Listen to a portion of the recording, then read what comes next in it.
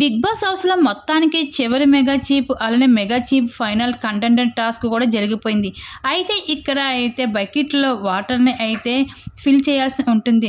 Participate చేస్తున్న 5 మంది contestants ఎదురుగా అయితే కొన్ని గ్లాసెస్ వాటర్స్ని అయితే పెట్టడం జరుగుతుంది. ఆ వాటర్ని మొత్తం మధ్యలో ఎన్నో ఒడిదుడుగులు ఎదుర్కొంటూ అయితే బకెట్లో అయితే నింపుతూ ఉంటారు. ఈ టాస్క్లో విష్ణుప్రియ, యశ్విని అయితే అవుట్ అయిపోవడం జరుగుతుంది తక్కువ పాయింట్స్తో. ఇంకా నెక్స్ట్ లెవెల్కి అయితే ఇక్కడ పృథ్వీకి, టేస్టీ తేజకి, రోహిణికి అయితే పార్టిసిపేట్ చేస్తారు.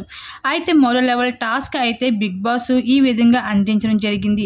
ఇక మరి కొన్ని మట్టి కుండలను పెట్టి ఆ మట్టి కుండల్లో అయితే మిగతా హౌస్మేట్స్కి అంతా వాళ్ళకి ఇష్టం లేని కంటెస్టెంట్స్ బిందులో అయితే ఇసుకను పోస్తూ ఉంటారు.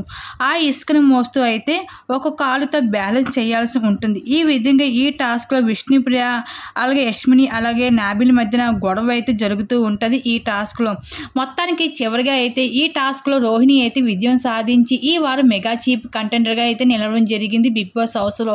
మొత్తానికి అయితే ఈ వారం అయితే మెగా చీఫ్ రోహిణి అయితే నిలిచింది. మరి రోహిణి మెగా చీఫ్ అవడంపై మీరేమనుకుంటున్నారు? మీ అభిప్రాయం తప్పకుండా కామెంట్స్ అయితే షేర్ చేసుకోండి.